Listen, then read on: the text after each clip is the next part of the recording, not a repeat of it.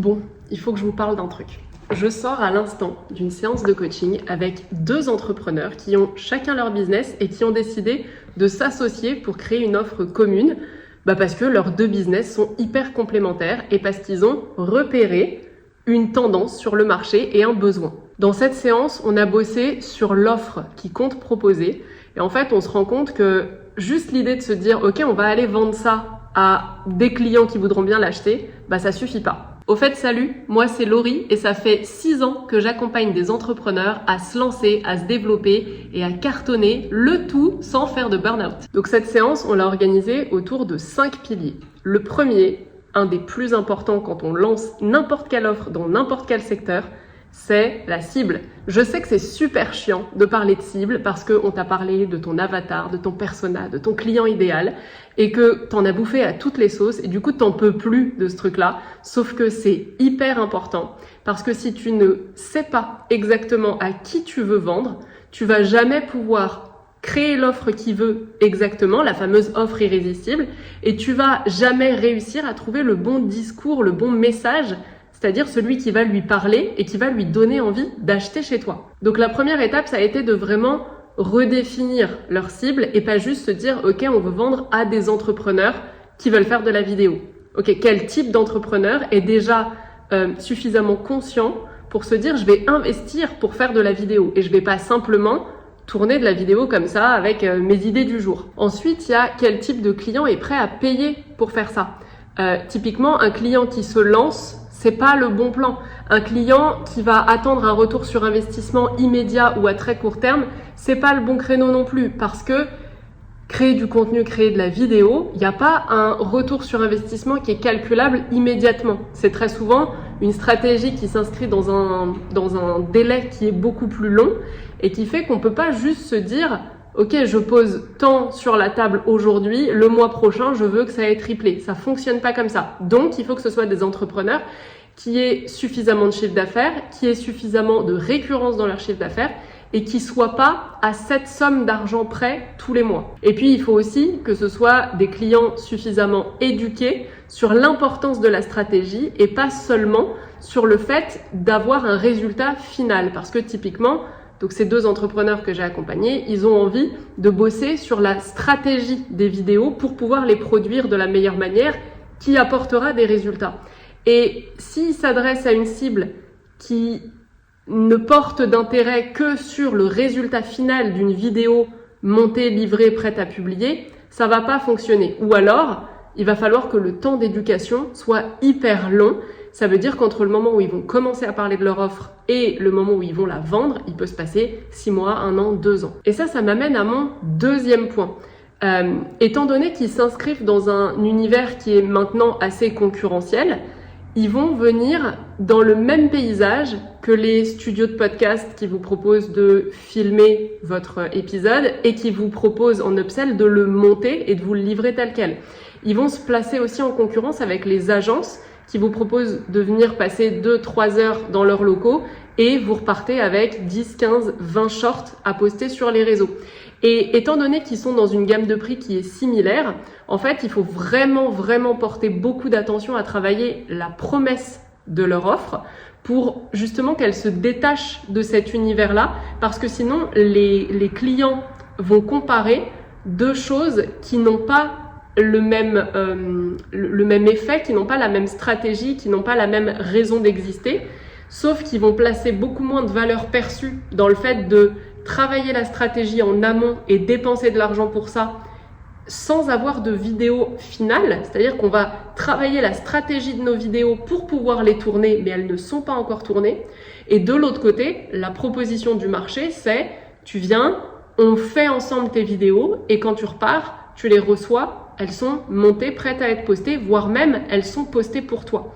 Donc forcément, si on ne vient pas trouver un angle d'attaque marketing avec la promesse qui est ultra claire et avec une valeur ajoutée très élevée, en fait ça va pas fonctionner parce que les gens vont comparer avec ce qu'ils connaissent et ce qu'ils connaissent, ils valorisent davantage le résultat final, c'est-à-dire je viens et je repars avec mes vidéos plutôt que je viens et je bosse la stratégie. On est tous d'accord pour dire que c'est important, sauf que dans les faits, bosser la stratégie et réfléchir en amont, ça fait partie des vitamines, des nice to have. C'est cool si je l'ai, mais je peux faire sans. Alors que avoir un résultat final avec lequel je repars, bah ça c'est vraiment le truc pour lequel ils accordent le plus de valeur. Et c'est pareil pour les graphistes d'ailleurs. Souvent les personnes vont venir et dire je voudrais juste avoir une identité visuelle, je voudrais juste que tu me fasses mon logo. Et les graphistes s'arrachent les cheveux parce que pour arriver au logo, qui est l'aboutissement d'une réflexion, bah, il faut bien l'avoir eu, cette réflexion, sauf que ce truc-là est généralement peu valorisé par leurs prospects. Le troisième point assez rapide, c'est qu'il faut imaginer comment est-ce qu'on peut optimiser le business model de cette offre au maximum. Et typiquement, parmi les deux personnes qui s'associent sur cette offre-là, il y en a un qui a un focus sur la stratégie et la partie visuelle des miniatures pour augmenter le taux de clics et de vues des vidéos. Et de l'autre côté, on en a un qui est spécialisé dans la stratégie et le tournage et le montage des vidéos. Ce qui fait que avec une même offre, on peut attirer des clients et on peut ensuite mettre en place une stratégie d'upsell pour aller leur vendre plus que ce pourquoi ils ont souscrit au départ, s'ils en ont envie et besoin évidemment. Donc par exemple, on pourrait très bien avoir ce système d'offres du début où on se dit on va t'accompagner sur la stratégie de tes vidéos pour faire un truc solide qui va fonctionner. Et en plus, en supplément, si tu veux, on s'occupe de tes miniatures de vidéos et du montage de la vidéo finale une fois que tu as tourné tes rushs. Et ça, c'est un moyen simple d'augmenter le panier moyen de ses clients, donc d'augmenter son chiffre d'affaires, sans avoir besoin de dépenser du temps, de l'énergie et parfois de l'argent, si par exemple on fait de la pub, pour aller chercher de nouveaux clients. Le quatrième point, pour rester justement dans cet univers un peu business model et chiffres, c'est d'aller travailler au maximum leur MRR, c'est-à-dire leur revenu récurrent mensuel. Plus on va réussir à garder les clients sur la durée, plus on va rentabiliser le coût de chaque client. Ce coût-là, il peut s'estimer en argent, évidemment, si on a fait de la pub ou si on a investi de quelque manière que ce soit pour aller chercher de nouvelles personnes dans notre cible, mais ça peut être aussi du temps et de l'énergie qu'on a passé pour créer le lien de confiance avec les personnes, pour aller à des réseaux, pour aller présenter notre activité, bref, le temps de faire grossir son réseau jusqu'à trouver ses clients. Et donc pour rentabiliser le coût de chaque client, on peut aussi travailler ce système de revenus récurrents mensuels. Et pour ça, il y a quelque chose qui est très facilement faisable dans l'offre à laquelle ils ont pensé, mais qu'ils n'avaient pas forcément vu initialement. Eux, ils ont pensé à une offre de 3 mois avec un début et une fin, pendant lesquels on va accompagner l'entrepreneur pour qu'il ait un feedback et qu'il soit challengé sur les sujets de ses vidéos, le contenu de ses vidéos, la façon de les tourner, la façon de les monter, la miniature à faire, etc.